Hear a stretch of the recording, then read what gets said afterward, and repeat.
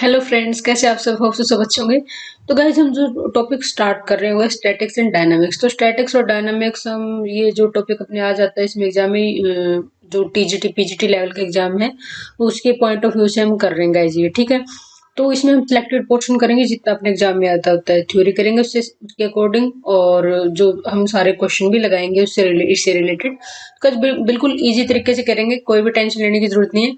तो देखिए अपना फर्स्ट क्या है, मैकेनिक्स। मैकेनिक्स क्या होता है? Science that deal with the force acting on bodies is called mechanics. की जो साइंस हमारी फोर्सेज के ऊपर के साथ काम करती है, जी मतलब फोर्सेज के साथ डील करती है। और फोर्सेज कहाँ पे होती है? बॉडी के ऊपर, ठीक है।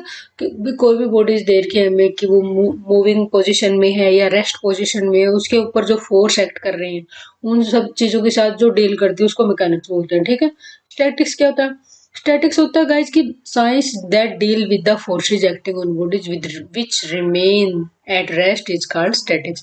कि जो जो साइंस किसके साथ डील करती है कि जब बॉडी रेस्ट में होती है, जब बॉडी क्या होती है? रेस्ट में होती है, तो उसके ऊपर जो फोर्सेज काम कर रहे हैं उनके साथ जो डील करती है वो स्टैटिक्स होती है। डायनेमिक्स क्या होती है? डायनेमिक्स होता है कि गाइस जब बॉडी मोशन में हो, बॉडी क्या हो? मोशन में हो, उस टाइम पे जब फोर्सेस के ऊपर काम कर रहे हो तो उनके साथ जो डील करेगी साइंस वो होती है डायनेमिक्स, ठीक है। सीधी सी बात है, डायनेमिक्स में हम जब काम करते हैं तो वो तब मूविंग बॉडी की बात हो रही है, मूवमेंट बॉडी में। स्टैटिक्स की बात करते हैं कि बॉडी अपनी तरफ से कोई काम नहीं कर रही, वो रेस्ट में, ठीक है। तो देखिए इसमें जो फर्स्ट है अपना पैरेललोग्राम लॉ ऑफ फोर्सेस। तो इसमें क्या होता है कि if two forces acting on at a point be represented in magnitude and direction by the side of parallelogram drawn from the point, the resultant is represented both in magnitude and direction by diagonal of parallelogram drawing through that point, ठीक है। देखिए अब हमने ये A B C D parallelogram ले लिया, तो जो ए बी के कोरस्पॉन्डिंग, यही तो बोला है इसने, जो जो दो फोर्सेस काम कर रहे हैं, यहाँ से इस पॉइंट से स्टार्ट कर रहे हैं, ठीक है। तो जो इनकी डायरेक्शन क्या है? ये वाली डायरेक्शन है, एक की डायरेक्शन है ए बी और पी है, मैग्नीट्यूड पी है, ठीक है।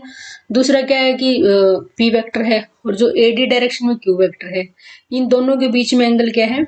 अल्फा है। और इन दोनों का रिजल्टेंट क्या होगा? इन दोनों के बीच में होगा, यही तो थ्योरम है कि जो A B vector plus A D vector equal to A C, इनका resultant P plus Q equal to R, ठीक है। तो अगर मेरे को निकालना है कि रिजल्टेंट ऑफ फोर्स, कि कहीं पे एग्जाम में क्वेश्चन आ जाता है, मोस्ट इंपोर्टेंट टॉपिक है गाइस ये, तो क्वेश्चन कहीं ना कहीं आपको मिल ही जाएगा इसका।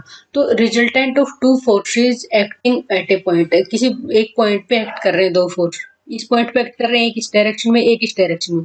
तो इन दोनों का रिजल्टेंट निकालना है, तो मेरे को क्या होगा? रिजल्टेंट होगा P square plus Q square plus two P Q. Cos alpha क्या? Cos alpha is the angle between P and Q.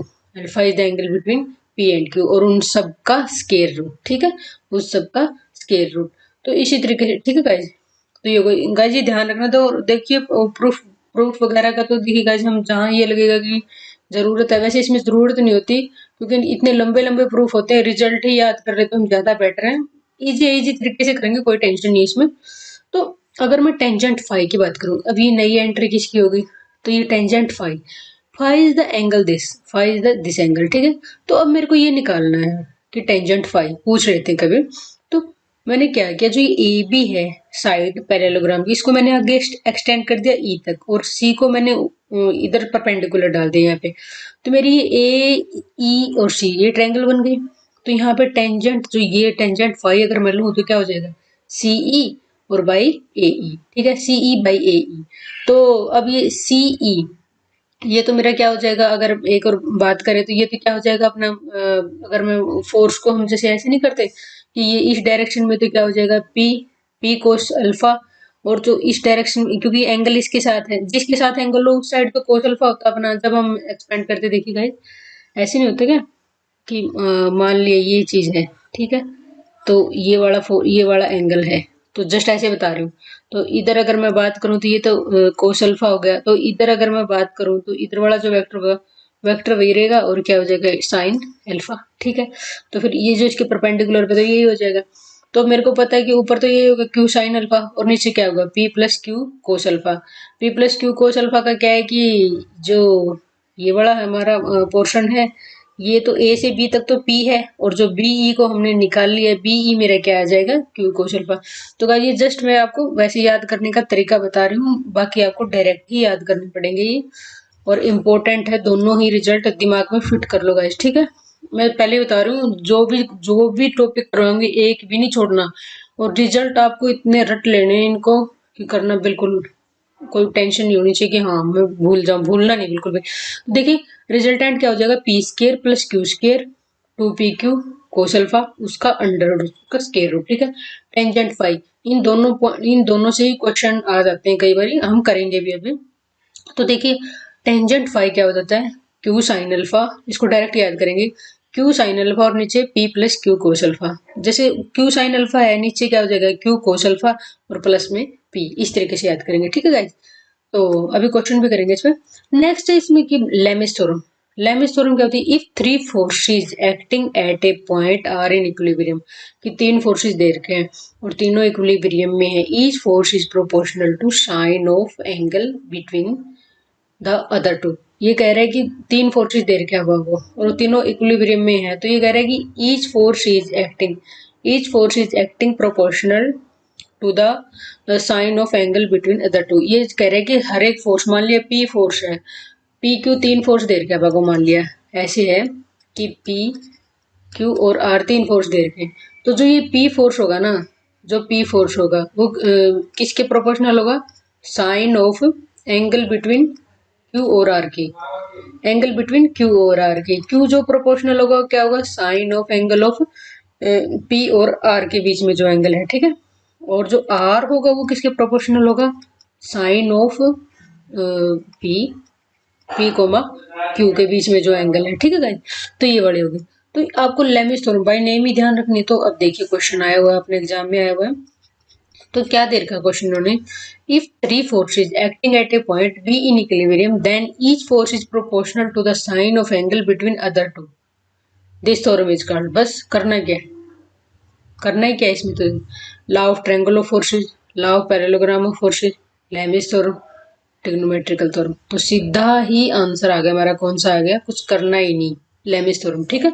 तो लेमिस थ्योरम क्या होती है गाइस, लेमिस थ्योरम होती है तीन फोर्सेज आपको इक्विलिब्रियम में एक्ट कर रहे हैं किसी एक पॉइंट पे, किसी एक पॉइंट पे इस तरीके से ही एक्ट करेंगे, और क्या होगा ऐसे, मान लिया ये P है, ये Q है और ये R है, तो P प्रोपोर्शनल किसके है, इस एंगल के, Q प्रोपोर्शनल किसके है, इस एंगल के, और R किसके प्रोपोर्शनल, इस एंगल के। ये होता है एक पॉइंट पे एक्ट करें, ठीक है गाइस। तो बिल्कुल सिंपल तरीके से करना, आपको रटने भी नहीं है और ये भी नहीं कि भी हम इतना टफ भी बना दें, ठीक है। तो नेक्स्ट देखिए क्वेश्चन, नेक्स्ट क्वेश्चन अपना ये, और जो मैं क्वेश्चन उठा रही हूँ सारे किसी न किसी एग्जाम्स में आए हुए हैं। Resultant force of two forces P and Q is R।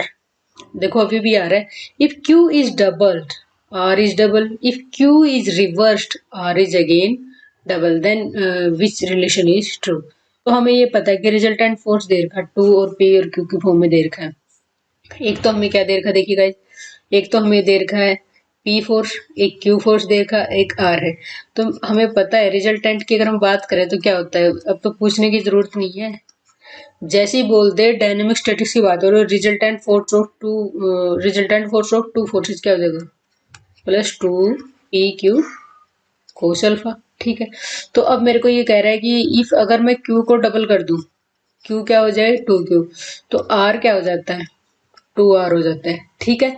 एक तो ये, और पी के बारे में बोल नहीं रखा, तो पी एज इट इज ही रहेगा, पी क्या एज इट इज ही रहेगा, ठीक है। एक कंडीशन तो ये दे दी इसने, दूसरी कंडीशन इसने क्या दी, दूसरी कंडीशन इसने दी कि इफ Q इज रिवर्स्ड, अगर Q को रिवर्स कर दें, मतलब Q को रिवर्स करने का मतलब ये है कि Q अगर माइनस Q हो जाता है, रिवर्स का मतलब तो यही है ना, क्योंकि वेक्टर की बात कर रहे हैं, वेक्टर की बात कर रहे हैं, अगर Q इस डायरेक्शन में है, अगर तो ये Q है और मैं इसको इस डायरेक्शन में रिवर्स कर दूं तो डायरेक्शन चेंज होते ही मैग्नीट्यूड तो चलो ठीक है इक्वल रहेगा, लेकिन डायरेक्शन अपोजिट होने की वजह से माइनस साइन आ जाएगा, ठीक है।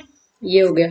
और फिर अब फिर कह रहा है कि फिर भी रिजल्टेंट मेरा डबल हो रहा है, तो ये दोनों वैल्यू पुट करेंगे, तो देखिए कैसे करेंगे अभी। तो देखिए गाइस, जो ये तो अपनी इक्वेशन 1 मान लेते हैं, और अभी जो दो कंडीशन की है उनसे भी निकालते हैं आगे की इक्वेशन, कैसे, तो नेक्स्ट है अपना कि ये जो इक्वेशन है Q तो 2Q हो जाता है और R 2R हो जाता है, तो R की जगह पे तो 2R का स्केयर हो जाएगा।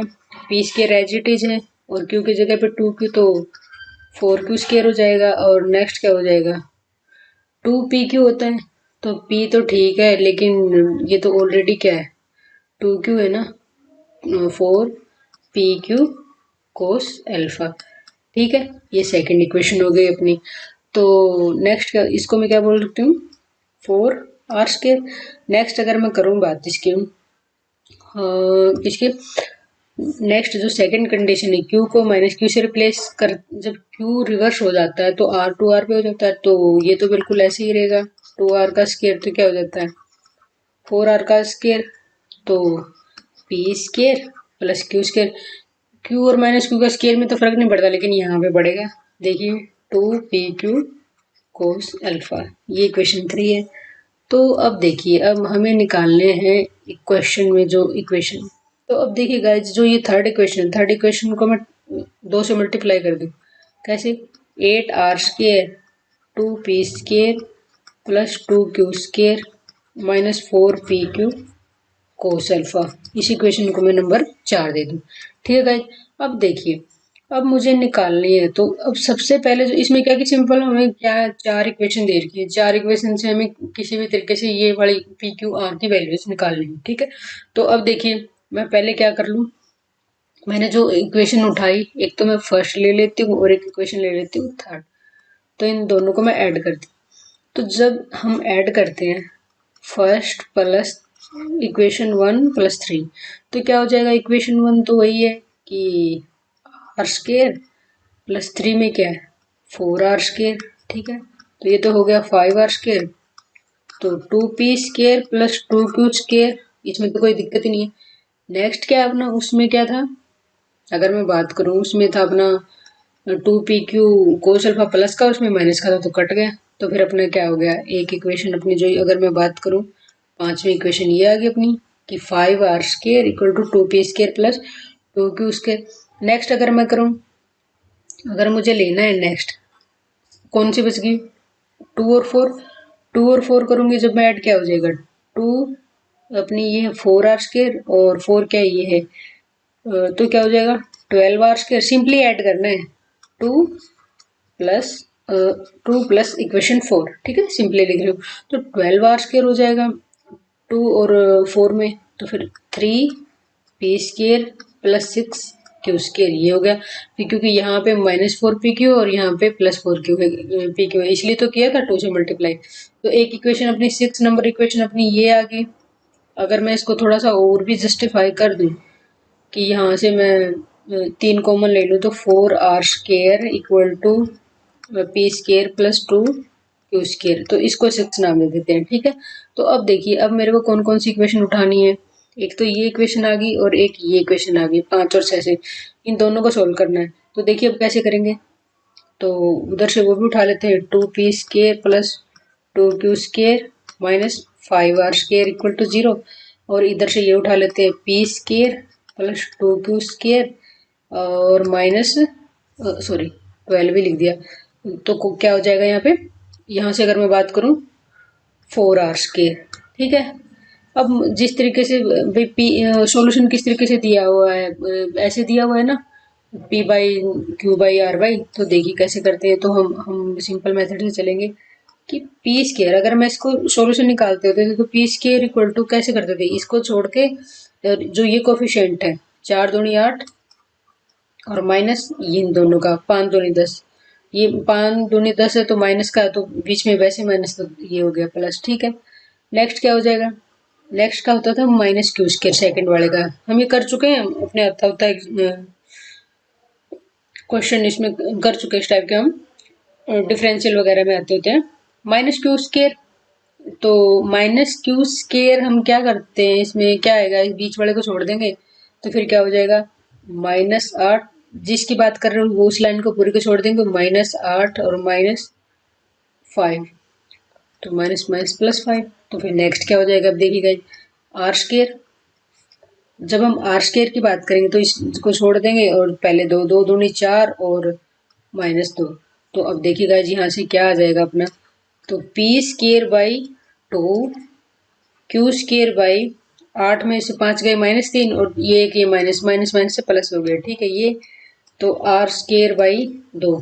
तो अगर मैं यहाँ पे, तो क्या ये इसके सिमिलर नहीं हो जाएगा अपना, p बाई √2 q/√3 और r/ फिर √2, ठीक है गाइस। तो देखते हैं अभी अपना आंसर कौन सा आया, p/√2 q/√3 r/√, कौन सा आंसर आ गया, ए ऑप्शन। तो गाइज बिल्कुल क्या है कि सिंपल तरीके से हम कर रहे हैं। अभी ये देखो मेरे को समझाने में टाइम लग गया, लेकिन आप लोगों को जब ये क्लियर हो जाएंगी चीजें कि क्या क्या दे रखा, फटाक से लिखा और फटाक से कुछ न कुछ घटा जोड़ करके फटाक से कर दोगे आप लोग। लेकिन मुझे समझाना था, मुझे प्रॉपर मेथड बताना आप लोगों को कि मैंने क्या क्या किया, तो इस वजह से टाइम लगेगा। बिल्कुल ईजी क्वेश्चन आते होते हैं। तो गाइज देखिए बिल्कुल ईजी था। तो नेक्स्ट करते हैं अपना टॉपिक। नेक्स्ट दिया हुआ एक क्वेश्चन और कर लेते हैं इससे रिलेटेड। क्या दिया हुआ, the resultant of P and Q is R. If P is reversed, Q remaining the same, the new resultant become R dash. If R is perpendicular to R dash, then P vector का modulus मतलब उसका magnitude और Q के magnitude का ratio बताना। तो अभी देखिए सबसे पहले तो अब अगर मैं बात करूँ तो जो फर्स्ट है, जो एक बार तो रिजल्टेंट की इक्वेशन यही होगी जो सिंपल बोलते हैं, P square plus Q square plus 2pq। अब दूसरा इसने क्या दे दिया, दूसरा इसने ये दे दिया मेरे को, इसने कहा कि p रिवर्स हो जाता है, p रिवर्स हो जाता है तो -p, q सेम रहता है, q सेम रहेगा। तो ये कह रहा है कि नया रिजल्टेंट r डैश हो जाता है, तो r डैश का square p square plus q square minus 2pq, ठीक है ये आ गया। अब देखते हैं, तो देखिएगा इसको, इसको हम इक्वेशन 1 हो गई और ये इक्वेशन 2 हो गई। तो दोनों को ऐड कर देते हैं, 1 + 2। तो ऐड किया है तो हमें क्या होगा, क्या आ गया हमारा, r square plus r dash का square equal to 2 time of p square plus q square, ठीक है। तो नेक्स्ट क्या, इतना तो हमारा आ गया। अब आगे क्या दे रखा है इन्होंने, आगे दे रखा है if r vector is perpendicular to r dash vector. तो हम ये देर का लिख लेते इसको, since r vector is perpendicular to r dash vector. तो मतलब क्या है कि ये जो रिजल्टेंट है p और q का, जो रिजल्टेंट है सिंपली वो, और जो इसके बाद मॉडिफाई होने के बाद जो आया है एक रिजल्टेंट दूसरा, दोनों रिजल्टेंट के बीच में एंगल कितना है, 90 का एंगल बन रहा है। ये किस सिचुएशन में होगा, और ये कंडीशन आई हुई है हमारे पास, कंडीशन ये आई हुई है, ठीक है ये कंडीशन आई हुई है हमारे पास, और एक ये कंडीशन दे रखी है जो हमारी बच गई यूज करनी। तो ये कब पॉसिबल हो सकता है, ये तभी पॉसिबल हो सकता है जब क्या हो, ये कंडीशन है हमारी, और ये दे रखा है हमें कि r vector perpendicular to r dash vector है। तो ये इसके ऊपर ये परपेंडिकुलर है, तो ये पॉसिबल होगा हमारे। तो ये कह रहा है कि जो इनका रेशियो होगा, p वेक्टर और q वेक्टर के मोड का रेशियो होगा, ये एक ही पॉसिबिलिटी होगी, क्या रेशियो होगा इनका, 1:1, ठीक है गाइज। देखिए जो इस प्रॉपर्टी को सेटिस्फाई करता हो, हमसे पूछा है पी वेक्टर का मोड का और रेशियो टू क्यू वेक्टर के मोड का रेशियो, ठीक है मतलब इनके मैग्नीट्यूड का रेशियो क्या होगा। तो इनके अगर हमें ये कंडीशन हमारी आ जाती है, ठीक है ये कंडीशन हमारी आ गई। दूसरी बात क्या है कि हमें ये पता है कि जो आर वेक्टर है परपेंडिकुलर आर, एक का रिजल्टेंट दूसरे रिजल्टेंट पे परपेंडिकुलर है। तो इस सिचुएशन में हमारे पास एक ही कंडीशन बन रही है कि इन दोनों के मैग्नीट्यूड की रेशियो क्या हो जाएगी, 1:1 होगी। तो कौन सा ऑप्शन हो गया गाइज हमारा करेक्ट, बी ऑप्शन, ठीक है। नेक्स्ट देखिए, नेक्स्ट जो टॉपिक हमारा फ्रिक्शन का। फ्रिक्शन क्या होता है, फ्रिक्शन एक तरीके से हम अगर हिंदी में बोले तो घर्षण बोलते हैं। जैसे कि मान लिया हम चल रहे हैं, अगर फ्रिक्शन ना हो तो हम चल भी नहीं पाएंगे, क्योंकि रोड पे घर्षण की वजह से मतलब वो ये क्या, फ्रिक्शन हमें आगे, ये पीछे की तरफ लगता है और ये हमें आगे की तरफ धकेलता होता है, तभी हम चल पाते हैं।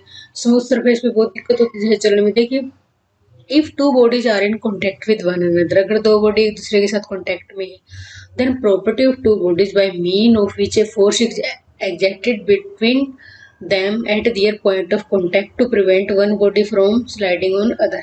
ठीक है, इज कॉल्ड फ्रिक्शन। कि मान लीजिए जैसे ये सरफेस ले लिया मैंने, ये सरफेस है, इसके ऊपर ये बॉडी है, तो ये इसका अप्लाइड फोर्स मैं आगे की तरफ खींच रही हूँ इसको, इस बॉडी को मैं आगे की तरफ खींच रही हूँ, तो फोर्स ऑफ फ्रिक्शन ये एफ है, ये पीछे की तरफ लगेगा।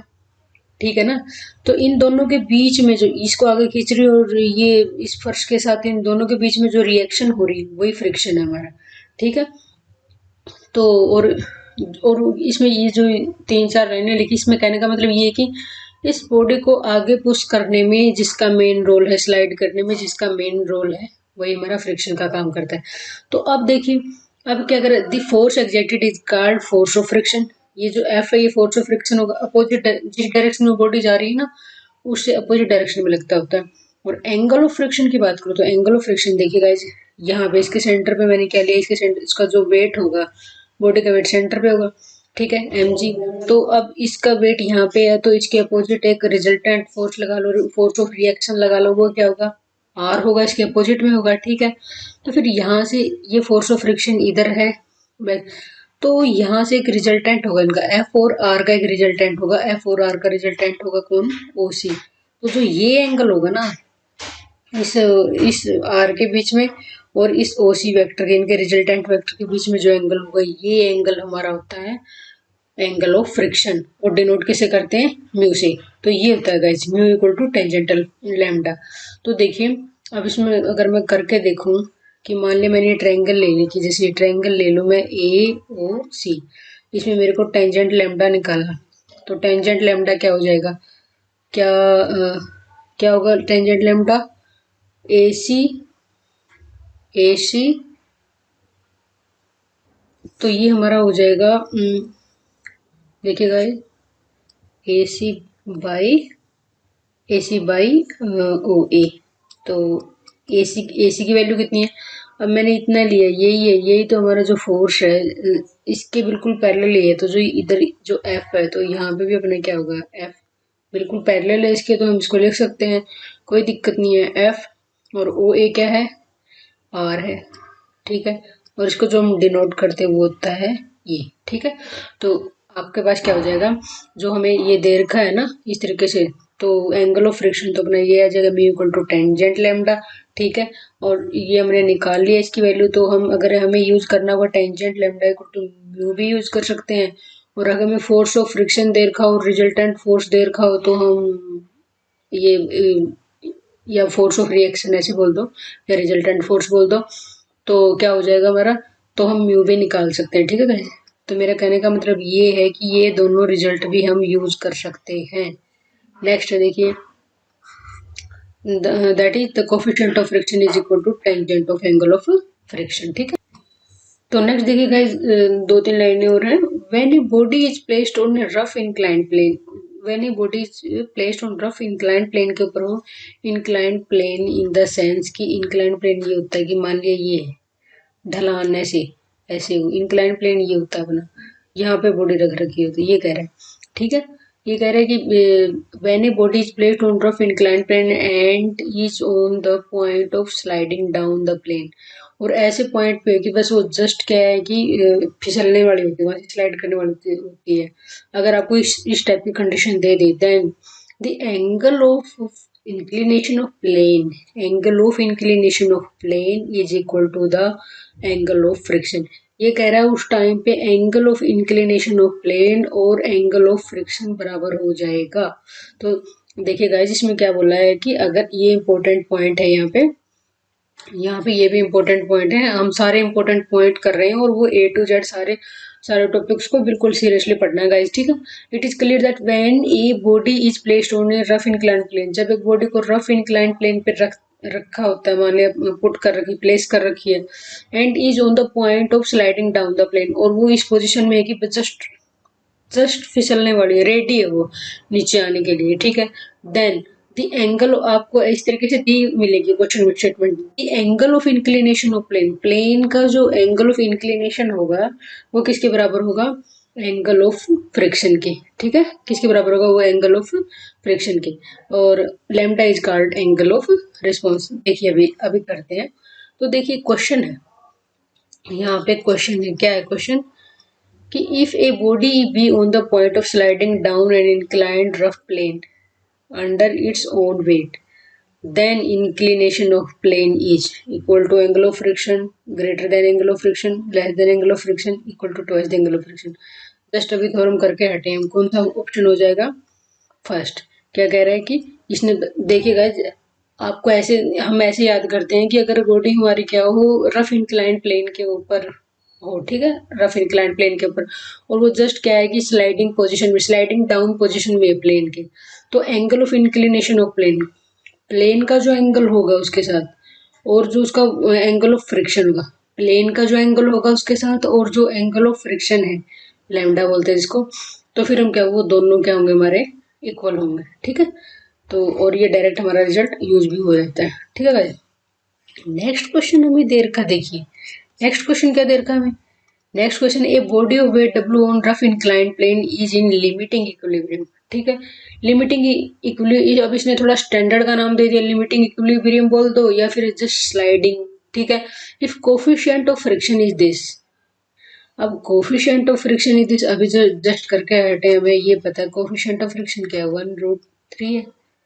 म्यू की वैल्यू देखिए, then the inclination of plane with horizontal, ये कह रहे हैं इंक्लिनेशन का हॉरिजॉन्टल के साथ एंगल क्या होगा। तो देखिए अभी, तो देखिएगा इन्होंने क्या बोला कि बॉडी ऑफ वेट क्या है कि ये कह रहे हैं कि लिमिटिंग इक्विलिब्रियम में है। तो जब हमने अभी जस्ट करके अटेम्प्ट, जब इसने बोला है कि लिमिटिंग इक्विलिब्रियम में दे रखा है, तो हमें ये पता है कि जो एंगल ऑफ फ्रिक्शन जैसे ये हो गया, ये इसके बराबर है, तो ये किसके बराबर होगा, एंगल ऑफ इंक्लिनेशन, ये एंगल ऑफ इंक्लिनेशन है। अब जिस प्लेन का, इस प्लेन का हॉरिजॉन्टल के साथ ये वाला एंगल, इस, ये तो प्लेन हो गया हमारा, सॉरी ये तो हॉरिजॉन्टल हो गया हमारा, और ये हमारा क्या है, इंक्लाइंड प्लेन है। तो इस इंक्लाइंड प्लेन का हॉरिजॉन्टल के साथ जो एंगल होता है वो होता है हमारा।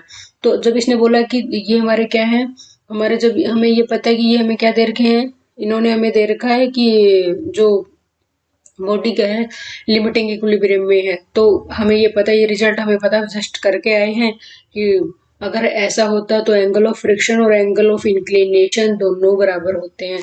तो बस जस्ट हमें इसी का वेट था, तो दोनों बराबर होते, तो यहाँ से एक बार मैं क्या कर लूंगी, म्यू के हेल्प से मैं अगर यहाँ से निकाल लूँ tangent lambda equal to mu equal to 1/√3, तो क्या मैं इसको टेंजेंट 30 लिख दूँ। टेंजेंट 30 की वैल्यू होती तो लैम्डा की वैल्यू कितनी होगी, 30 होगी। लैम्डा की वैल्यू 30 हो गई, तो फिर अब ये देखते हैं कि हमें ये पता है कि एंगल ऑफ इंक्लिनेशन और एंगल ऑफ फ्रिक्शन दोनों बराबर है। तो यहाँ से हमारा क्या आ जाएगा, lambda equal to alpha equal to 30, ठीक है।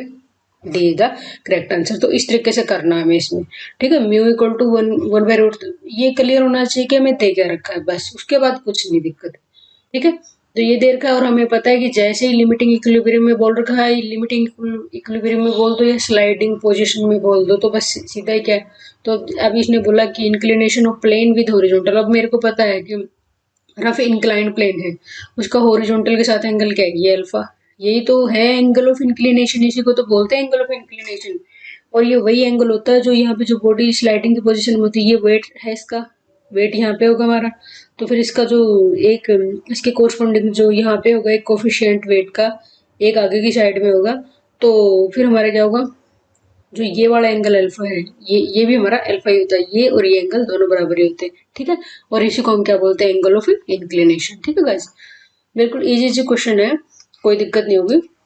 तो नेक्स्ट है प्रोजेक्टाइल्स। प्रोजेक्टाइल्स में क्या होता है, प्रोजेक्टाइल्स में सिंपली कुछ नहीं है, ये एक तरीके का कर्व टाइप होता है। कैसे कि मान लिया हम कोई भी हमारे पास बॉल है या कुछ है या पत्थर है, जैसे कंकड़ है, तो हम जैसे एक हाथ में लेके ऐसे ऊपर की तरफ फेंकते होते हैं हम, कि फिर वो किसी न किसी एंगल के साथ होता है हमारा, ठीक है। ऊपर की तरफ उछालते किसी न किसी एंगल के साथ उछालते हैं हम, और एक स्पेसिफिक वेलोसिटी होती है उसकी, ठीक है। तो जहां जाके गिरता है फिर वो इस तरीके से जो एक कर्व लीनियर पाथ बनाएगा, इस तरीके से जो एक जैसे इंद्रधनुष हो गया इस टाइप से, तो इस तरीके से कर्व लीनियर पाथ बनाएगा, वही हमारा प्रोजेक्टाइल होता है। देखिए कुछ इसमें है टॉपिक से definition. A particle projected into the air in any direction with any velocity is called projectile. बस सीधी सी बात है। किसी भी पार्टिकल को हम हवा में सीधा उछाल देते हैं किसी भी डायरेक्शन में, ऐसे फिक्स थोड़ा नहीं, वो तो किसी भी डायरेक्शन में बन जाएगा, उसमें कोई इश्यू ही नहीं। तो वही प्रोजेक्टाइल होता है। तो एंगल ऑफ प्रोजेक्शन क्या है? Angle of projection made by initial velocity with the horizontal plane through the point of projection. Starting में जो हम यूज करते हैं, देखिए करेंगे आगे भी। नेक्स्ट है वेलोसिटी ऑफ प्रोजेक्शन। जिस वेलोसिटी के साथ हम पार्टिकल को प्रोजेक्ट करते हैं या फेंकते हैं, ठीक है, और जिस एंगल पे फेंकते हैं वो एंगल ऑफ प्रोजेक्शन, जिस वेलोसिटी के साथ फेंकते हैं वो वेलोसिटी ऑफ प्रोजेक्शन होती है। नेक्स्ट है ट्रेजेक्ट्री। ट्रेजेक्ट्री क्या है? Is the path described bye projectile. Trajectory वही होती है कि वो किस टाइप की कर्व गई है ना, कितनी कर्व गई वो, कहाँ तक। Range range on a plane through the point of projectile is the distance between the point projection and the point where the trajectory made। ये रेंज क्या होती है?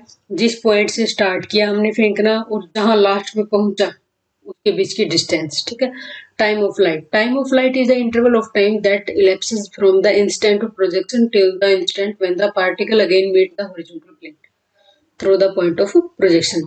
ये वही है कि टाइम कितना लगा, ऐसे ऐसे ही लगा लो आप कि वहीं से स्टार्ट करेगा जहां से हमारा प्रोजेक्टाइल इंस्टेंट स्टार्ट हुआ, और उसके बाद जहां पे हमारा हॉरिजॉन्टल प्लेन पे जहां पे आके गिरा, तो उसके उस इंटरवल में उसको कितना टाइम लगा, ठीक है, ये वाला है। ठीक है, नेक्स्ट कर। तो देखिए गाइस किस तरीके से कर रहे हैं हम। हमने ये ले लिया, ये प्रोजेक्टाइल मोशन में। अब ये कि यहाँ पे जो एंगल ऑफ प्रोजेक्शन की बात कर रहे थे वो तो यहाँ पे अल्फा है, और जिस वेलोसिटी के साथ इनिशियल वेलोसिटी क्या है, यू है। और जो ये ओसी है ना, ओसी क्या है अपनी, यही तो था कि स्टार्टिंग पॉइंट से और जहाँ पे हॉरिजॉन्टल पे आके मिलता है, तो ये क्या हो जाती है अपनी, जो ये डिस्टेंस है ये रेंज होती है। और जो ये एक मैक्सिमम हाइट तक जाता है, भी एक लेवल ऐसा भी आता है कि बीच में कहीं पे एक मैक्सिमम होती है इसकी हाइट, तो वो मैक्सिमम हाइट होगी इतनी। और दूसरी बात जो टाइम ऑफ लाइट था, टाइम ऑफ लाइट जो ये करने में लगा, ओ से सी कवर करने में लगा प्रोजेक्टाइल को टाइम, वो होता है इसका, ठीक है। कि एक एक बॉल हम प्रोजेक्ट कर रहे हैं, एक बॉल हम फेंक रहे हैं विद यू वेलोसिटी से और एंगल अल्फा के साथ, तो एक जो पाथ बनाता है, ठीक है। तो अब एंगल अल्फा है, तो अगर मैं इसके यहाँ पे रिजोल्व करूँ इसको एक्स एक्सिस के अलोंग रिजोल्व के, तो इसका क्या हो जाएगा, वेलोसिटी को जब मैं रिजोल्व कर रही हूँ एक्स एक्सिस के अलोंग, तो इसका कोफिशिएंट क्या हो जाएगा, यू कोस अल्फा, और इधर इसके वर्टिकल में क्या हो जाएगा, यू साइन अल्फा। तो अब मेरे को पता है कि जब हम हॉरिजॉन्टल में चल रहे हैं, हॉरिजॉन्टल में मेरे को पता है कि यहाँ पे इस लेवल पे हमारा क्या है कि कोई चेंज नहीं हो रहा ना, यहाँ पे जो डिस्टेंस है स्पेसिफिक है, कांस्टेंट ही चल रही है, तो कांस्टेंट है अपनी, ठीक है। कांस्टेंट है तो यहाँ पे क्या हो जाएगा, इन हॉरिजॉन्टल डायरेक्शन में एक्सेलरेशन 0 हो जाएगा, ठीक है। एक्सेलरेशन यहाँ पे थोड़ा है ना, एक्सेलरेशन यहाँ पे तो क्या क्यों नहीं है यहाँ पे, क्योंकि हॉरिजॉन्टल है। हॉरिजॉन्टल में हमारी क्या है कि जो अगर मैं डिस्टेंस की बात करूँ, कांस्टेंट अपनी कांस्टेंट है, तो कांस्टेंट होने के बाद वेलोसिटी 0, तो एक्सेलरेशन भी, ठीक है। हॉरिजॉन्टल डायरेक्शन में जो कोफिशिएंट होगा वो होगा यूएक्स, इसको मैंने यूएक्स नाम दे दिया, यू कोस अल्फा, क्योंकि ये वेलोसिटी का है। वर्टिकल डायरेक्शन में यू आई हो जाएगा, यू साइन अल्फा, ठीक है। और वर्टिकल डायरेक्शन की बात करें तो वर्टिकल डायरेक्शन में तो ये है, और यहाँ पे अगर मैं बात करूँ, अगर मेरे को एक्सेलरेशन लेना है इस डायरेक्शन में, तो होता है क्योंकि एक्सेलरेशन अगर हम इन द सेंस ग्रेविटी की फॉर्म में बात करें, तो वो क्या होता है, इस डायरेक्शन में होता है अपने नीचे, हॉरिजॉन्टल में तो 0 ही हो गया, इस डायरेक्शन में क्या होता है, नीचे होता है ए इक्वल टू जी, ठीक है। लेकिन अब वर्टिकल डायरेक्शन अपोजिट डायरेक्शन में ले रहे हो तो क्या हो जाएगा, ए इक्वल टू माइनस जी, ठीक है। तो अभी ये गाइस मैं सिर्फ आप लोगों को प्रूफ कराने के लिए करवा रही हूँ, अदरवाइज जो आपको फॉर्मूला याद करना है वो तो अपना आगे आएगा, ठीक है, क्लियर। तो मेरे को पता है कि एक अपनी इक्वेशन भी होती है, इक्वेशन होती है कि Y equal to U T plus half A T square, ठीक है। अब जब मैं हॉरिजॉन्टल की बात करी तो हॉरिजॉन्टल में तो एक्सेलरेशन 0, तो मैंने यहाँ पे 0 पुट कर दिया। तो यहाँ से मैं अगर मैं बात करूँ तो हॉरिजॉन्टल में हॉरिजॉन्टल की बात हो रही है, तो यहाँ पे जो ये जो वाइड डिस्टेंस है ना, तो यहाँ पे मेरी क्या हो जाएगी, एक्स, ओसी की बात कर रही हूँ यहाँ पे, तो मेरा ओसी ये एक्स हो गया। देखिए गाइस समझिए इस बात को कि अब इसने मेरे को ये सिंपली y का मतलब ये नहीं है, y का मतलब ये नहीं है कि ये वर्टिकल की बात कर रहा है। y का मतलब क्या है कि आप यहाँ पे s ले लो, कोई दिक्कत नहीं है, कोई भी वेरिएबल ले लो आप यहाँ पे, ठीक है। तो फिर अब मैंने क्या ले लिया, मैंने वैसे गड़बड़ी कर दी, चलो इसको मैं ना कुछ और ले लेती हूँ, है ना। यहाँ पे मैंने ना मान लिया वी वाई ले लिया, जस्ट ऐसे, ठीक है, वी वाई ले लिया। तो अब देखिए गाइज मैंने वी वाई ले लिया यहाँ पे, तो जस्ट ये नोटेशन है, ये नहीं भूलना डिस्टेंस, ठीक है। तो अब देखिए अगर मेरे को लेना है, बात कर रही हूँ मैं हॉरिजॉन्टल डायरेक्शन में, तो हॉरिजॉन्टल डायरेक्शन में वी वाई क्या हो जाएगा अपना, हॉरिजॉन्टल में तो एक्स ही है ना, एक्स एक्सिस होगी मेरी, तो ये क्या पूरा ओसी निकालेगा ना, तो ओसी ओसी क्या है ये, ठीक है। तो अब देखिए इसमें क्या हो जाएगा, OC equal to X equal to U T cos alpha, equation 1 हो गई। दूसरा क्या कर दिया, यहाँ पे भी मैंने फिर यही से कर दिया, इसको भी वी वाई ले लेते हैं, ये वी वाई हो जाएगा, और ये यहाँ पे वी एक्स होगा, क्योंकि ये हॉरिजॉन्टल के अकॉर्डिंग, क्योंकि ये हॉरिजॉन्टल के लिए लिखी मैंने इक्वेशन, और ये मैंने वर्टिकल के लिए लिखी है, ठीक है। तो वी वाई, तो V Y equal to U Y T minus half of G T square, क्यों, क्योंकि इन वर्टिकल में A equal to minus G होता है। तो अब एक चीज यहाँ पे पता है क्या है, तो यहाँ पे जो वर्टिकल डिस्टेंस क्या हो जाएगी, जीरो हो जाएगी, क्यों, अब मैं, क्यों हो जाएगी जीरो, क्योंकि देखिए गाइस यहाँ पे ओ से सी के ऊपर, ओ से सी के ऊपर जो अपनी, ये तो ओ सी तो एक्स एक्सिस है, तो ये ओ सी जो डिस्टेंस है वो एक्स के बराबर आ रही थी, लेकिन अगर मैं वर्टिकल ले रही हूँ, डिस्टेंस का फॉर्मूला मैं वर्टिकल ले रही हूँ, यहाँ मैं बात कर रही हूँ इसकी वर्टिकल की, तो फिर यहाँ पे अगर सी पॉइंट पे देखूँ मैं, सी पॉइंट पे देखूँ तो वाई की वैल्यू कितनी है, जीरो, क्योंकि ये तो सिर्फ एक्स एक्सिस है। देखिए अगर मैं वर्टिकल में ले रही हूँ, अगर मैं वर्टिकल एक्सिस में ले रही हूँ वी वाई, ये जो डिस्टेंस का फॉर्मूला, तो अब मेरे को तो ये पूरे प्रोजेक्टाइल पे काम करना है, तो ओ से सी पे जा रही हूँ, तो सी पे क्या हो जाएगी मेरी वाई की वैल्यू, जीरो, तो फिर ये तो जीरो पुट कर देंगे।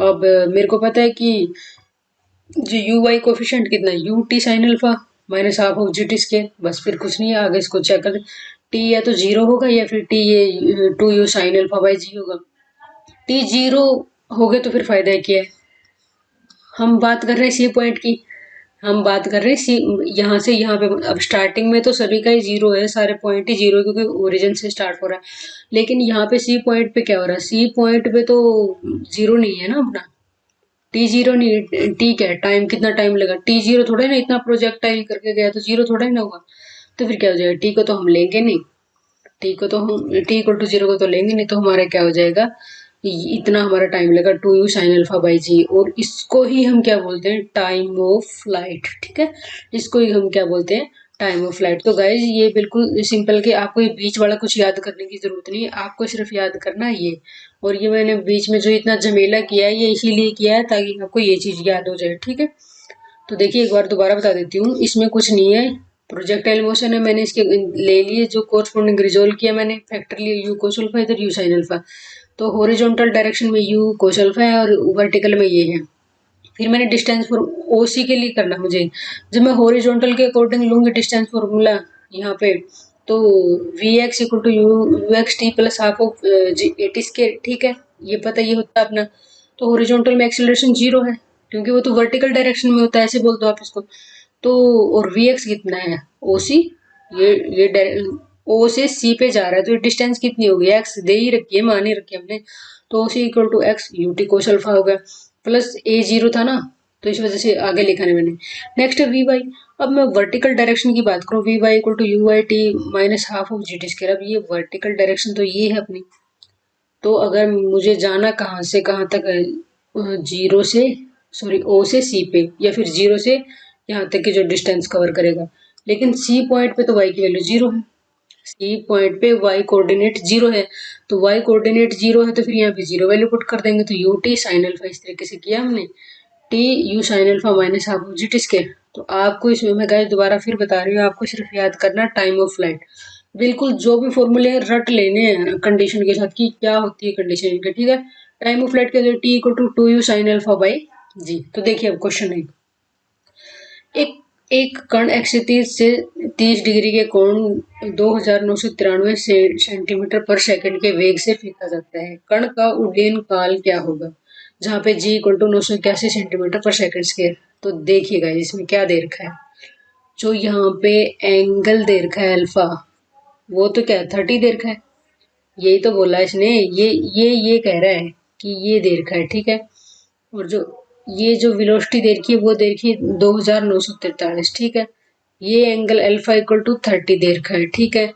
अब इसने पूछा है ओ से बी पे जाऊं मैं, टाइम ऑफ फ्लाइट, उड्डयन काल का मतलब क्या है, टाइम ऑफ फ्लाइट। देखिए इसका मतलब क्या है यहाँ पे, टाइम ऑफ फ्लाइट, ठीक है। ये टाइम ऑफ फ्लाइट पूछा है इसने, और ये तो जी है ही। और वेग, वेग का मतलब क्या है, वेग मतलब क्या हो जाएगा, वेलोसिटी, वेग मतलब वेलोसिटी, ठीक है। कोण का मतलब एंगल हो गया, ठीक है। तो फिर देखिए अब हमें पता है, जब हमें चीजों का पता है तो फिर क्या हो जाएगा, टाइम ऑफ फ्लाइट क्या होता है, 2u साइन अल्फा बाई जी। अब तो कुछ सोचने की जरूरत नहीं, सब कुछ तो दे रखा है इसने। टू इंटू यू, यू कितना है 2943, ठीक है। साइन 30, ठीक है। नेक्स्ट क्या हो जाएगा, जी की वैल्यू कितनी देखी 981, और सबकी यूनिट सेम है, ठीक है। यूनिट सेम होनी चाहिए, ठीक है गाइज। तो देखिए अब इसमें सोल्व करके क्या आएगा, तो देखिए गाइज इसमें क्या आ गया अपना आंसर। तो देखिए टाइम ऑफ फ्लाइट कितना आ जाएगा, 2 दिस वैल्यू इंटू साइन 30 क्या होता है 1/2, और डिवाइड बाई 981। तो ये किससे डिवाइड करेगा, 3 से, 2 से 2 कैंसिल हो जाएगा, तो कितना टाइम आ गया 3 सेकेंड, ठीक है गाइस। कौन सा ऑप्शन होगा अपना गाइस, बी ऑप्शन। देखिए बिल्कुल कुछ करने की जरूरत नहीं, बस आपको आपको रिजल्ट बताना चाहिए, ठीक है। तो रिजल्ट तो गाइस देखिए आपको ध्यान रखने ही पड़ेंगे, ठीक है ना, ये चीज। तो नेक्स्ट क्वेश्चन दे रखा हमें, यदि p/2, इंग्लिश में देख लेते हैं, if p/2 equal to q/3 equal to r/4, where r is resultant of two forces p and q acting at a point, then angle between r and p, r और p के बीच में angle क्या होगा, ये बोल रखा है इसने। तो सबसे पहले तो जो कंडीशन दे रखी वही देख लेते हैं हमें। हमने इन्होंने दे रखा p/2, q/3 और r/4, ठीक है। तो सबसे पहले तो हम इसको है ना किसी अदर वेरिएबल के बराबर मान लेते हैं, मान लिया टी है, तो फिर यहाँ से पी की वैल्यू कितनी आ जाएगी 2t, क्यू की वैल्यू कितनी आ जाएगी 3t, आर की वैल्यू कितनी आ जाएगी 4t, ठीक है। अब मेरे को पता है कि जो रिजल्टेंट फोर्स होता है वो क्या किसके बराबर होता है, R square equal to P square plus Q square plus 2pq cos alpha, ठीक है। अब सबकी वैल्यू पुट कर दो, 4t का स्केयर प्लस, सॉरी इक्वल आएगा यहाँ पे, 4t का स्केयर इक्वल टू 2t का स्केयर, सबकी वैल्यू पुट कर देते हैं हम, 3t का square plus 2 into 3×6 6t square into cos alpha, ठीक है। तो फिर अब यहाँ से अब मेरे को पता है इसने एंगल किसके बीच में, आर और पी के बीच में बोला है। तो देखिए कैसे था हमारा जो हमने बनाया था ना, पैरेललोग्राम में कर रहे थे हम, तो किस तरीके का था वो, कि जो इसकी कोरस्पोंडिंग था पी था, इसके कोरस्पोंडिंग था क्यू था, और ये अपना आर था रिजल्टेंट, जो ये एंगल है ये बताना है। तो ये हाँ ये एंगल बताना है मेरे को, ठीक है।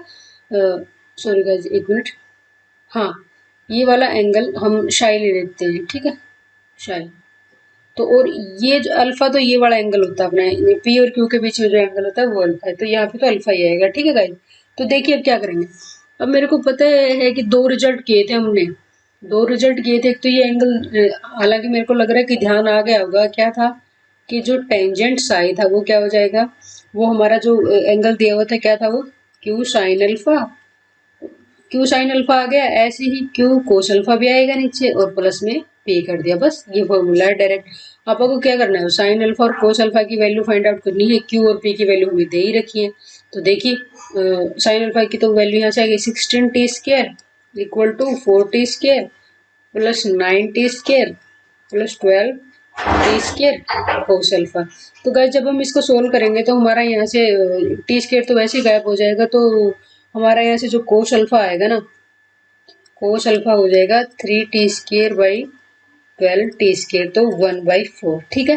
तो कोस अल्फा आते ही तो साइन अल्फा की तो फिर दिक्कत ही नहीं है, क्यों नहीं है, क्योंकि कोस अल्फा ये आ गया, तो साइन अल्फा क्या आ जाएगा अपना, साइन अल्फा भी आ जाएगा अपना, क्या आ जाएगा √15/4। क्यों, वही है ना, हम लाल बटे कक्का वाला रूल लगा देते हैं ना, हमें पता है इसका, कि यहाँ से हमारा क्या हो जाएगा, जो कोस अल्फा वो क्या होता है आधार बटे करण, आधार बटे करण है।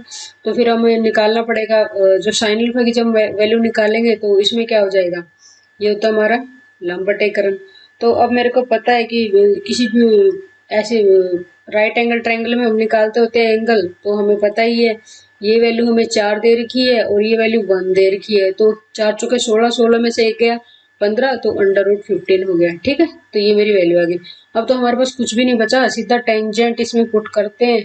टेंजेंट साई में, टेंजेंट साई में क्या जाए, क्यू की वैल्यू कितनी है, अभी तो करके हटे हम, देखिए क्यू की वैल्यू 3t है और पी की 2t है। ठीक है, क्यू की वैल्यू कितनी है 3t, और एंगल कितना कोस अल्फा 1/4। ठीक है, पी की वैल्यू कितनी है 2t, फिर क्यू की 3t, और सॉरी गाइस ऊपर साइन अल्फा है ना, बाय मिस्टेक लिख दिया, ऊपर साइन अल्फा है तो साइन अल्फा की वैल्यू कितनी है √15/4, और नीचे कितनी है 1/4। ठीक है, जब हम इसको सोल्व करेंगे, जब हम इसको सोल्व करेंगे तो हमारा कितना आ जाएगा एंगल, अंडर रूट 15/4। ठीक है, सॉरी 4 नहीं 11।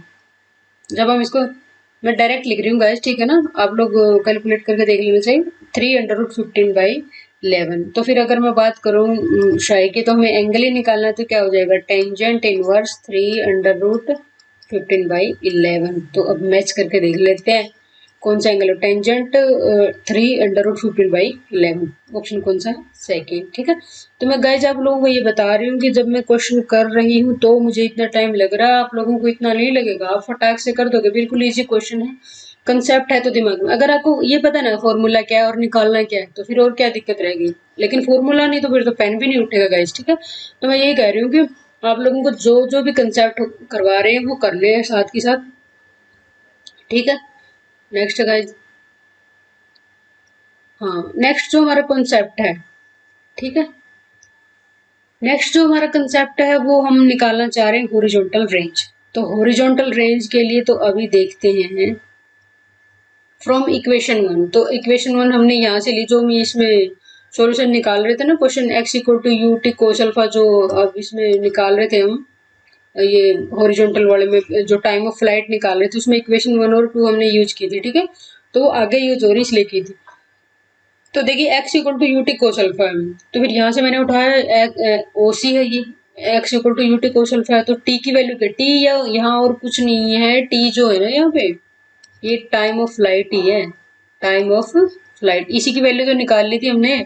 तो टाइम ऑफ फ्लाइट है, तो टाइम ऑफ फ्लाइट की वैल्यू क्या है 2u sin अल्फा/g, पुट कर दिया हमने, पुट करते ही हमारे पास जो ये ओसी आ गया, एक्स क्या डिस्टेंस ही तो है, ओसी क्या डिस्टेंस ही तो है, तो वो क्या हो जाएगी रेंज। रेंज का हमने ये तो कहा था कि स्टार्टिंग पॉइंट से एंड पॉइंट तक जितनी डिस्टेंस कवर करेगा वही रेंज है, तो फिर रेंज क्या होगी हमारी u² sin 2 अल्फा/g। ठीक है, तो हॉरिजॉन्टल रेंज का फॉर्मूला गाइज ये हो गया, मैं r = u² sin 2 अल्फा/g। बिल्कुल मैं गाइज बार बार बोल रही हूँ आप लोगों को, बिल्कुल ऐसे रट देने ये जो हमारे जो भी रिजल्ट्स हैं, बिल्कुल याद करने हैं इनको, क्योंकि प्रूफ तो चलो एक बार समझने के लिए कर लेते हैं, बार बार हम सारा प्रूफ को थोड़े ना उठाए रखेंगे कि हाँ अगर कुछ आ नहीं रहा तो प्रूफ से कर लेंगे, प्रूफ से नहीं होगा गाइज, शॉर्टकट तो हमें करने ही पड़ेंगे। ठीक है, तो क्वेश्चन देखिए इससे रिलेटेड, यदि किसी कण के प्रक्षेपण कोण मतलब प्रोजेक्टाइल एंगल 60 है और एक्सिस प्रास और उड्डयन काल का अनुपात 5:2 है। ठीक है, तो प्रक्षेपण का वेग क्या होगा, तो हमें ये पता, जो प्रोजेक्टाइल एंगल है, जो प्रोजेक्टाइल एंगल है वो तो 60 दे दिया इसने। ठीक है, अब ये कह रहा है उड्डयन काल का, उड्डयन काल का मतलब क्या होता है time of flight, time of flight, इसको ऐसे याद रख लो। उड्डयन काल का मतलब होता है समय, उड्डयन का मतलब उड़ने का है ना, टाइम ऑफ फ्लाइट हो गया। एक्सिस प्रास का मतलब है, एक्सिस प्रास का मतलब ऐसे नहीं फील हो रहा है कि भाई जैसे ऐसे हमें भी बोल रहा है कि प्रास का मतलब ऐसे फैलना, तो फैलना मतलब क्या, एक्सिस प्रास मतलब डिस्टेंस, रेंज, फैलाव, रेंज वही तो होता है। प्रास का मतलब, रेंज का मतलब यही तो होता है कि उसका कवरेज क्षेत्र कितना है ना, उसका एरिया कितना है, वही तो हो गया। तो फिर ये क्या होगा, एक्सिस प्रास का मतलब क्या हो जाएगा हमारा हॉरिजॉन्टल रेंज। ठीक है, एक्सिस का मतलब हॉरिजॉन्टल होता है, प्रास का मतलब रेंज होता है। ठीक है, हॉरिजॉन्टल रेंज। तो अब गाइज अब देखिए, अब क्यों बोल रही हूँ मैं कि बार बार फॉर्मूले याद करो, आपको ये तो पता है कि इसमें ये फॉर्मूला मतलब ये तो पता है इसमें, इसका मतलब टाइम ऑफ फ्लाइट है, इसका मतलब हॉरिजॉन्टल रेंज है। अगर फॉर्मूला ही याद नहीं है तो फिर क्या करेंगे, हम कुछ भी नहीं कर सकते। तो जो हॉरिजॉन्टल रेंज आर से डिनोट करते हैं उसका तो क्या फॉर्मूला है, u² sin 2α/g। और टाइम ऑफ फ्लाइट का क्या है, 2u साइन अल्फा बाई जी। ठीक है, तो देखिए अब इसने क्या बोला है, अल्फा दे रखा है इसने, हमें निकालना है प्रक्षेपण का वेग, हमें वेलोसिटी निकालनी है। ठीक है, अब इसने मेरे को ये बोल दिया कि इसने इन दोनों की आर और टी का जो रेशियो है ना वो 5:2 दे दिया। तो देख लेते हैं, U square sine 2α divide by 2u sine alpha, और जी से जी तो कैंसिल हो ही जाएगा है ना, तो वो मैंने सीधा ही उठा लिया। ठीक है, तो एक यू से यू गया। ठीक है, अब यहाँ पे अगर मैं बात करूँ, अगर मैं यहाँ पे बात करूँ कि मैंने यहाँ पे लिया, क्या लिया, साइन साइन 2α को मैंने खोल दिया, 2 sign alpha into cos alpha. ठीक है, और ऊपर u भी है और नीचे क्या हो जाएगा, 2 साइन अल्फा, तो कैंसिल हो गई अपने, और इक्वल किसके है, 5/2 के। तो फिर अब अल्फा की वैल्यू कितनी है, एंगल ऑफ प्रोजेक्शन कितना है, 60। तो फिर यहाँ से क्या हो जाएगा, अब तो यहाँ से तो सीधा हो ही जाएगा कि कोस 60 इंटू 4 नहीं सॉरी यू है, ये बाय मिस्टेक हो गया, तो इंटू यू और इक्वल टू 5/2। तो u की वैल्यू कितनी होगी, 5/2 इंटू कोस 60 की वैल्यू कितनी होती है, 1/2। ठीक, ठीक है, क्योंकि कोस अब नीचे आ जाएगा ना, तो जब मैं इसको इधर लेके जाऊंगी तो ये हो जाएगी, तो फिर क्या हो जाएगी, इसकी जो वेलोसिटी हो जाएगी 5 आ गई हमारी। तो 5 है क्या कोई ऑप्शन में, जी बिल्कुल। तो कौन सा ऑप्शन हो गया हमारा, ए ऑप्शन। तो करना क्या था, कुछ भी नहीं करना था हमें, अगर ये पता है कि हॉरिजॉन्टल रेंज का फॉर्मूला क्या है, टाइम ऑफ फ्लाइट का फॉर्मूला क्या है, तो हम कुछ भी कर सकते हैं, इसमें कुछ भी पूछ ले अगर आप, लेकिन इसका मतलब ये भी नहीं कि रट्टा मार लिया और ये नहीं पता यू क्या है, यू को पता नहीं क्या काउंट कर रहे हो, तो नहीं, लॉजिकल तरीके से किसी चीज को अगर हम शॉर्टकट याद कर रहे हैं उसको भी लॉजिकल तरीके से करना चाहिए। ठीक है गाइस, देखिए next question, two projectile are projected with same velocity, velocity same है, angle of projection 45 minus theta 45 plus theta, ratio of their horizontal range is, उनकी हॉरिजॉन्टल रेंज की रेशियो क्या होगी, हॉरिजॉन्टल रेंज क्या है, फॉर्मूला क्या है, यू स्केयर साइन 2α बाई जी। ठीक है, टैली कर लेती हूँ गाइस, कहीं मैंने गड़बड़ नहीं कर दी हूँ। हाँ जी बिल्कुल ठीक है। तो अब इन्होंने कहा है कि मेरे को बोला है कि हॉरिजॉन्टल रेंज की रेशियो बतानी, तो वेलोसिटी तो इसने क्या दे दिया, जैसे R1 और R2 दो हॉरिजॉन्टल रेंज है, इनकी रेशियो बतानी। तो R1 में वेलोसिटी तो इसने ये खुद ही बता दिया कि सेम है, लेकिन एंगल में इसने क्या कहा है, एंगल इसने बोला है कि एंगल ऑफ प्रोजेक्शन क्या है, 45 माइनस थीटा, एक का तो 45 माइनस थीटा है, बस एंगल में ही गड़बड़ हो रही है, जी तो सेम ही रहेगा। नेक्स्ट क्या है, दूसरा भी वेलोसिटी भी सेम ही है, और एंगल कितना अपना साइन ऑफ 245 प्लस थीटा। ठीक है, तो नीचे जी है, तो जी से जी कैंसिल हो गया, यू स्केयर से यू स्केयर कैंसिल हो गया। अब तो जो करना बस वो एंगल का ही रहेगा अपना, तो कर लेते हैं इसको कि क्या है यहाँ पे, sine of 2 into 45 minus theta और डिवाइड बाई जो ये R1 बाई R2 का रेशियो निकालना है, तो इधर क्या हो जाएगा, sine of 2 of 45 plus theta.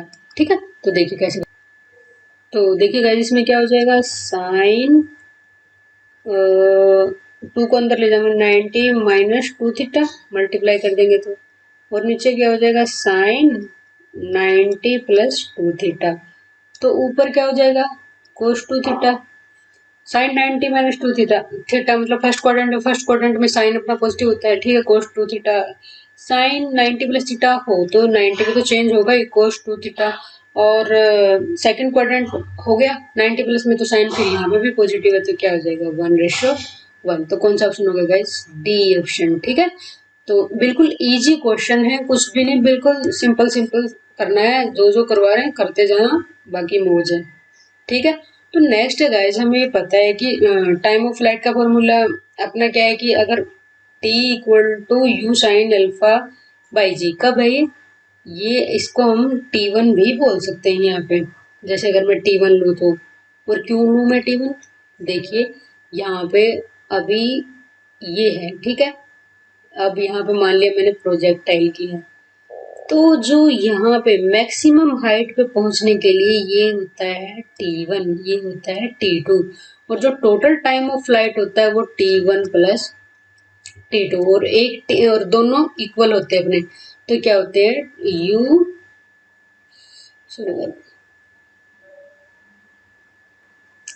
तो क्या होते हैं T1 और T2, ठीक है, ये दोनों क्या होते हैं अपने इक्वल होते हैं, और जो टोटल टाइम ऑफ फ्लाइट होता है वो होता है T1 प्लस T2 का, तो दोनों क्या हो गए U sign alpha by G, और ये भी साइन अल्फा बाई जी, तो इसलिए जो टोटल टाइम होगा 2U sine alpha by G होगा, ठीक है। तो अब मैंने एक पार्ट लिया, मैंने सिर्फ, क्योंकि मैं मैक्सिमम हाइट निकालना चाह रही हूँ तो मैं सिर्फ इतना ही पोर्शन यूज करूंगी, क्योंकि मैक्सिमम कोई प्रोजेक्टाइल मोशन है, यहाँ हम पहाड़ की बात करते, तो पहाड़ की बात करते तो उसकी हाईएस्ट जो ऊंचाई होगी, जो पीक होगी, वो कहीं सेंटर में ही होगी, कहीं बीच में ही होगी, तो उसके बाद फिर ये हमारा हो जाएगा, आगे फिर उसकी हाइट घटती जाएगी, तो ठीक है। तो इसी तरीके से तो फिर क्या है कि जो मैक्सिमम हाइट होगी, मैक्सिमम हाइट निकालने के लिए तो जो मैं जहाँ पे मैक्सिमम हाइट पहुंचेगी ना, वहां पे जो T1 टाइम पीरियड होगा और उससे हाफ क्या होगा T2 टाइम पीरियड होगा, और दोनों दोनों इक्वल होंगे, ठीक है, और दोनों के कॉम्बिनेशन से टोटल बनेगा हमारा। तो मैंने एक लिया यहाँ पे, तो ये होगा इक्वेशन 1, नाम दे दिया फ्रॉम इक्वेशन 5। अब ये 5 इक्वेशन कौन सी है देखते हैं। फ्रॉम इक्वेशन 2 ये वहीं से उठाई, ये वाली V Y equal to U Y T minus half of G T square. तो देखिए अब इसमें क्या कर दिया इसने, फ्रॉम टू, तो V Y equal to U Y T1 minus half of G T, तो अब T1 की वैल्यू पुट कर देंगे, ये वाली है T1 की, तो फिर h equal to you sine alpha into t minus half of g, यहाँ पे भी पुट कर दी मैंने। तो जैसे ही इस तरीके से हमने घटा जोड़ करके, तो मैक्सिमम हाइट क्या आ गई अपनी, एच मैक्सिमम होगा you square sine square alpha by 2G, ठीक है, ये मैक्सिमम हाइट का फॉर्मूला गाइस। तो ये तीनों ही, मैं तो यही कह रही हूँ कि तीनों जो फॉर्मूले हैं मोस्ट इंपोर्टेंट है, इनको तो बिल्कुल रट लो। और ये तो सिर्फ मैंने क्या किया है कि बस सिंपली क्या है कि इसमें कुछ नहीं करना है, तो एक बार क्या है कि जो सीधा दे रखा है ना T1 u sine alpha by g दे रखा है, बस इसको टाइम को यूज करते जाओ और हम मैक्सिमम हाइट आपकी निकल जाए, क्योंकि ये जो वी वाई है इसका मतलब क्या है, ये वी वाई तो सिंपली ऐसा ही तो है ना, क्या है कि ये इधर जो हम ऐसे लिखते होते हैं, S equal to U T plus half of A T square ऐसे लिखते हो, तो ये डिस्टेंस के लिए ही नोटेशन है, ये वी वाई लिखने का इसका मतलब ये नहीं कि वेलोसिटी का है, ठीक है, तो ये हाइट ही हो गया अपना यहाँ से एच, ठीक है। तो यहाँ से सिंपली वैल्यू पुट के और मैक्सिमम हाइट अपनी निकले, मैक्सिमम हाइट कौन सी है, ये वाली, जो एक बार पीक पे जाएगा प्रोजेक्टाइल फिर नीचे आएगा, तो बीच में कहीं हमारी मैक्सिमम हाइट होगी, ठीक है। तो देखिए क्वेश्चन, अब अगर क्वेश्चन पे ध्यान देना, a particle is projected with velocity u at an angle of inclination alpha with horizontal, then maximum height, ये तो देखो बिल्कुल सीधा ही फॉर्मूला आया हुआ है, क्या होगा you square sine square by you square sine square alpha by 2G, ठीक है, यही होगा ना, you square sine square alpha by 2G, you square sine square alpha by 2G। तो कुछ करना पड़ा, कुछ भी नहीं करना पड़ा गाइस, है ना। तो बिल्कुल से अगर आपको फॉर्मूले याद हैं तो फिर तो आपको कुछ करने की जरूरत भी नहीं पड़ेगी, ठीक है। तो नेक्स्ट देखिए, a ball is thrown, next question अपना इसमें क्या दे रखा है इसने, a ball is thrown vertically upward with a given velocity, it reaches maximum height 100 metre, ये मैक्सिमम हाइट 100 मीटर पे पहुंच जाती है। If 1 second time, if on second time its initial velocity is double, then ball will reach its maximum height of, तो अगर इसकी velocity double कर दे तो क्या होगा। तो देखिए अब हमें पता है, तो मैक्सिमम हाइट की सबसे पहले जो फॉर्मूला होता है वो कर लेते हैं, U square sine square alpha by 2G, ठीक है। तो अब स्टार्टिंग में जो वेलोसिटी इसने यू ही दे रखी है, ठीक है, तो अब कह रहा है कि मैक्सिमम हाइट कितनी, मैक्सिमम हाइट की वैल्यू ये दे रखी, तो ये कह रहा है कि you square sine square alpha by 2G, ठीक है, वन इक्वेशन हो गई।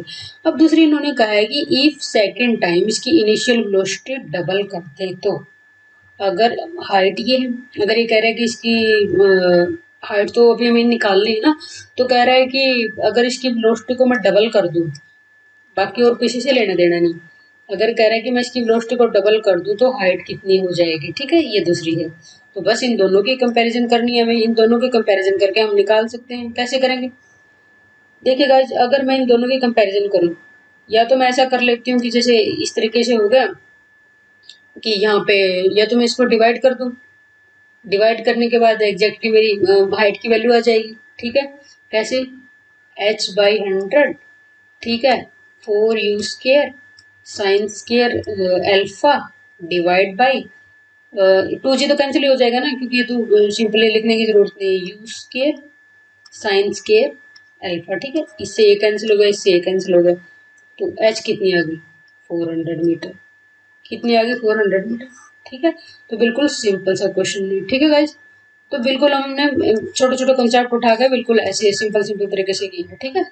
तो यहाँ पे लिख ही देते हैं यहाँ पे, तो एच मैक्सिमम जितनी बार लिख के देखेंगे उतनी बार हमें याद भी होगा, ठीक है।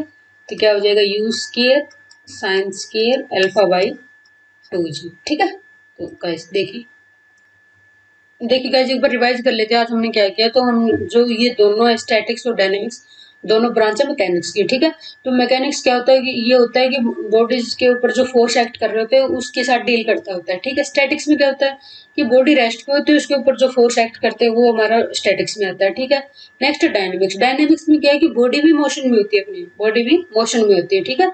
तो उसमें डायनेमिक्स होगा। अब पैरेललोग्राम लॉ ऑफ फोर्सेस क्या होता है कि अपना कोई पैरेललोग्राम है तो उसमें जो ए बी के कोरस्पॉन्डिंग है वहां पे फोर्स पी है और एडी के कोरस्पॉन्डिंग फोर्स क्यू है, और इनका रिजल्टेंट एसी के कोरस्पॉन्डिंग आर है।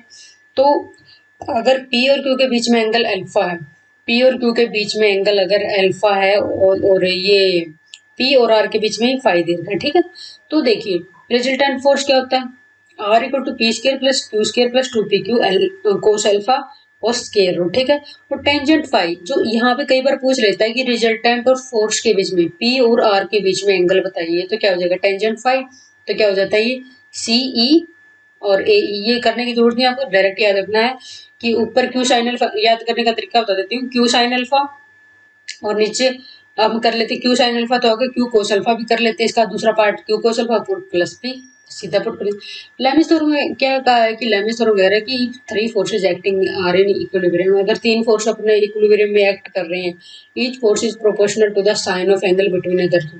तो ये कह रहा है कि हर एक फोर्स प्रोपोर्शनल होगा sine angle of other two. अब जैसे ये पी फोर्स है, ये पी है ना, जो किसके प्रोपोर्शनल होगा एंगल इस एंगल के प्रोपोर्शनल होगा, एंगल बिटवीन फोर्स क्यू और आर के बीच में, P by sine Q R के बीच में, क्यू साइन पी आर के बीच में, अदर टू के बीच में, ठीक है। तो अभी देखिए if 3 forces acting at a point B the equilibrium then each force is proportional to the sine of angle between other two, the theorem is called। तो थ्योरम क्या कही जाएगी लेमिस थ्योरम, जस्ट अभी करके हटे। तो नेक्स्ट गाइस हमारे पास question आया कि रिजल्टेंट ऑफ फोर्स हमें पी और क्यू दो फोर्स दे रखे हैं और उसके बाद हमें कंडीशन देगी। तो सिंपली हमें कुछ नहीं करना, हमें फॉर्मूला याद होना चाहिए कि किस तरीके से अप्लाई करना है, तो डायरेक्ट रिजल्ट आ जाएगा हमारे, ठीक है गाइस। तो नेक्स्ट करते हैं।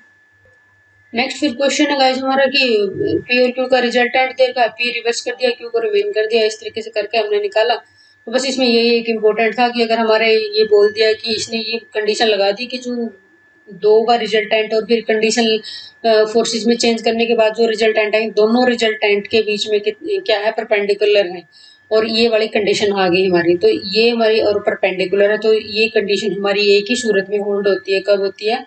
तो यहाँ से हमारा ये आता है कि पी वेक्टर का जो मैग्नीट्यूड है और क्यू का मैग्नीट्यूड की रेशो 1:1 होगी, तब ये हमारा तभी होल्ड होता है। परपेंडिकुलर का मतलब अपना यही हो गया इसमें, ठीक है।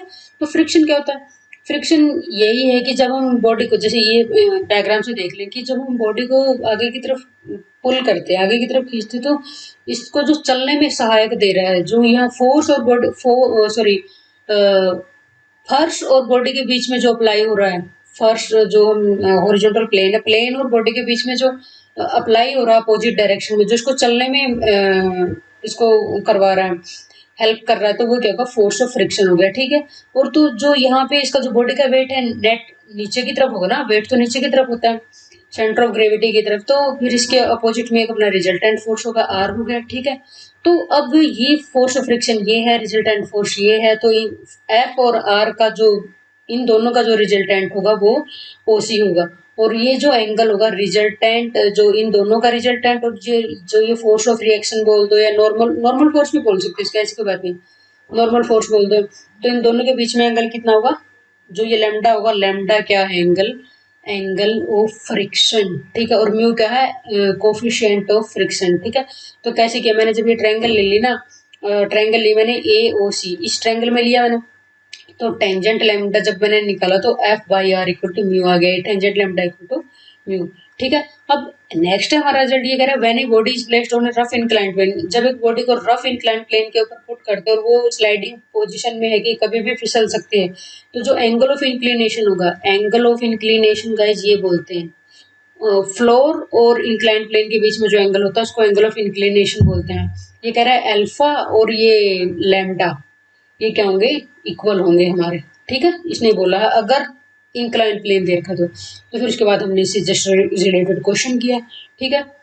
कि ये बोल रहा है कि स्लाइडिंग डाउन है, इंक्लाइन प्लेन है, अंडर इट्स ओन वेट, तो इंक्लिनेशन क्या होगा, ठीक है गाइस। तो बिल्कुल सिंपली किया इस तरीके से। फिर हमने ये ले लिया कि बॉडी का वेट दे रखा, लिमिटिंग इक्विलिब्रियम में, कोफिशिएंट दे रखा, फ्रिक्शन का इंक्लिनेशन ऑफ प्लेन पूछा है हॉरिजॉन्टल के साथ, तो सिंपली हमने क्या म्यू इक्वल टू 1√3 है। और हमें अभी पता है कि अगर लिमिटिंग इक्विलिब्रियम में या स्लाइडिंग पोजीशन में तो tangent lambda equal to mu equal to tangent alpha, तो सिंपली हम कर लें, ठीक है गाइस। Next projectile. प्रोजेक्टाइल में कुछ नहीं है गाइस, बिल्कुल सिंपल है। प्रोजेक्टाइल का मतलब ये है कोई भी प्रोजेक्ट या पार्टिकल हम उठा के एक ऐसे निश्चित नहीं होता कि इतने की वेलोसिटी और इतने एंगल, किसी भी एंगल और किसी भी वेलोसिटी के साथ उसको फेंक देते हैं तो वही प्रोजेक्टाइल हो सकता है। प्रोजेक्ट बोल दो, वही कर दो। एंगल ऑफ प्रोजेक्शन जिस एंगल के साथ, जो इनिशियल एंगल के साथ करते हैं। वेलोसिटी ऑफ प्रोजेक्शन जिस वेलोसिटी के साथ फेंकते हैं। ट्रेजेक्ट्री जो फेंका है उसमें पाथ क्या बना, क्या पाथ बना वो होता है प्रोजेक्ट्री, ठीक है। ट्रेजेक्ट्री वही है कि path described bye range. Range वही है कि इनिशियल पॉइंट से लास्ट पॉइंट के बीच में कितनी डिस्टेंस कवर की, एक्चुअल में डिस्प्लेसमेंट ही होती है। ऐसे डिस्टेंस का मतलब वो नहीं कि जो फ्लाइट की तरीके से है कि उस पाथ पे डायरेक्ट और सी के बीच में। Time of flight, time of flight के टाइम ऑफ इंटरवल होता है कि जहाँ से प्रोजेक्ट किया है और जहाँ पे एंड हुआ है उनके बीच का टाइम, ठीक है गाइस। तो नेक्स्ट देखिए, नेक्स्ट इस तरीके का होता है हमारा कि कोई हमने प्रोजेक्ट किया, ये वेलोसिटी से एंगल अल्फा है, तो ये जो ए बी है ये मैक्सिमम हाइट है अपनी, और जो ओ सी है वो क्या है अपनी रेंज है, ठीक है। तो देखिए अब मैं अब की बार ये प्रूफ नहीं करा रही, मैं सीधा बता रही हूँ। तो यहाँ से हमने तीन चीजें निकाली। सबसे पहले हमने निकाला time of flight. Time of flight है तो गाइस आप लोगों को भी प्रूफ याद करने की जरूरत नहीं है, जस्ट मैंने ऐसे निकाल के दिखाया है ये बस कि थोड़ा सा क्लियर हो जाए दिमाग में। और जरूरी नहीं कि आप लोग भी करें, इसको करने की जरूरत नहीं, सीधा बस याद रखो टाइम ऑफ फ्लाइट। बस ये पता होना चाहिए कि यू क्या है। यू तो वह है वेलोसिटी ऑफ प्रोजेक्शन, अल्फा क्या है एंगल ऑफ प्रोजेक्शन, जी वही है ग्रेविटी वाला, ठीक है। टाइम ऑफ फ्लाइट क्या हो जाएगा 2u sine alpha by G. तो फिर इससे रिलेटेड हमने क्वेश्चन उठाए, ठीक है। तो बिल्कुल इजी क्वेश्चन है, कोई दिक्कत नहीं है, बिल्कुल आप जो भी दे रखा है उसको डायरेक्ट करो और कोई इशू नहीं, ठीक है। फिर मैंने क्या किया, यहाँ से फिर मेरे दिमाग में है कि मुझे हॉरिजॉन्टल रेंज निकालनी, तो हॉरिजॉन्टल रेंज निकाली तो r equal to u square sine 2 alpha by g ये आ जाएगा हमारा। तो फिर ये बता रही हूँ, यू तो इनिशियल वेलोसिटी है जिसे प्रोजेक्ट किया गया, अल्फा इज द एंगल, तो यहाँ पे डबल हो जाएगा अल्फा का, ठीक है। तो रेंज क्या हो जाएगा u square sine 2 alpha by जी, ठीक है। तो इससे रिलेटेड हमने फिर क्वेश्चन उठाए यहाँ से। तो फिर नेक्स्ट गाइस अपना हमने निकाला मैक्सिमम हाइट, ठीक है। मैक्सिमम हाइट कौन सी है, जो ये बीच में ये वाली हाइट मैक्सिमम की, एक एक बार बीच में कहीं मैक्सिमम पॉइंट पे जरूर जाएगा, उस पॉइंट को उसकी हॉरिजॉन्टल फ्लोर से जो स्ट्रेट डिस्टेंस होती है वही निकाले हमने। तो एच मैक्सिमम क्या हो जाएगा u square sine square alpha by 2g, ठीक है गाइस। तो उससे रिलेटेड हमने फिर क्वेश्चन उठाया, बिल्कुल सिंपल सिंपल क्वेश्चन आते हैं। आप लोगों को क्या है कि फॉर्मूले तो जरूर एक बार ध्यान रखने पड़ेंगे, ठीक है गाइस। होप सो आप लोगों को लेक्चर अच्छा लगा हो। अगर आप कंप्लीट कोर्स लेना चाहते हो तो please download the app mission DTRPL और किसी भी क्वेरी के लिए कॉन्टैक्ट कर सकते हैं 7056243289 पे, ठीक है। इसके अलावा अगर किसी कोई और भी TGT PGT स्क्रीनिंग की भी अगर आप कोचिंग लेना चाहते तैयारी करना चाहते हैं तो आप विलिंग है तो आप प्लीज कॉन्टैक्ट कर सकते हैं नंबर पे। और इसके लिए आपको वीडियो लेक्चर दिए जाएंगे, PDF भी प्रोवाइड करवाए जाएंगे, डाउट ग्रुप भी होगा आपका, ठीक है। मिलते हैं नेक्स्ट लेक्चर में, तब तक के लिए जय हिंद जय भारत।